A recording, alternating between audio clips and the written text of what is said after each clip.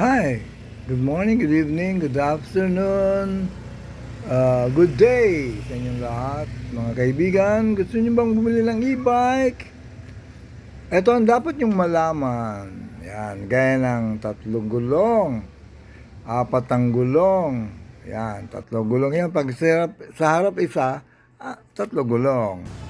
Ito, pinapakita ko lang namin ng motor. At dyan nakabase ang lakas ng e-bike, no? Merong 200 watts, 500, mga ganun, 800, 1,000, 1,200, 1,500, 2,000, 2,500, mga ganun, no? Ang more or less nandun yung idea, no? Ngayon, kung kayo naman ay hindi naman kailangan ng 4 wheel, 3 wheels, okay naman siya. Mas mura pa siya. Tapos parang motorsiklo lang ang hawak nyo, no? Yung nahawakan nyo lang ganon, kanya, para kayong nagmumotor. Nasa manubela ng motor ang kanyang control, yung brake, at saka accelerator, o tawag namin gasoline, no? So itong mga second hand na to, gaya nakikita nyo, ang hawak ng power niya ng sa parang motor din sa manubela rin. So wala siya sa paagay ng bagong yung puti na nando doon kanina.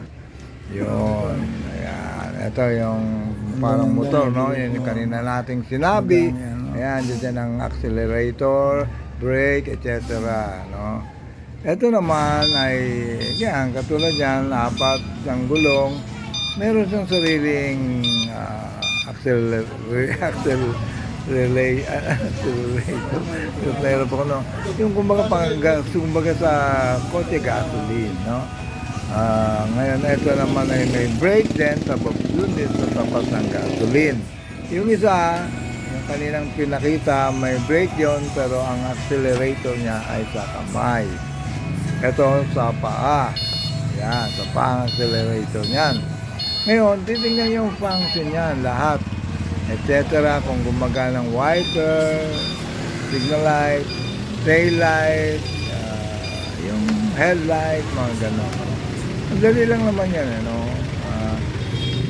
Ngayon, so yung motor, kailangan alam natin kung malakas yung motor, di ba? Yung sinabi ko na kanina, kung ang kailangan nyo ay ang lugar niya flat lang, 200 okay na yan.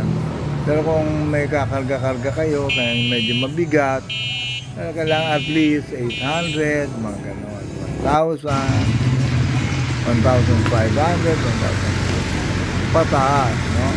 Ngayon, dahil naman tayo ay mga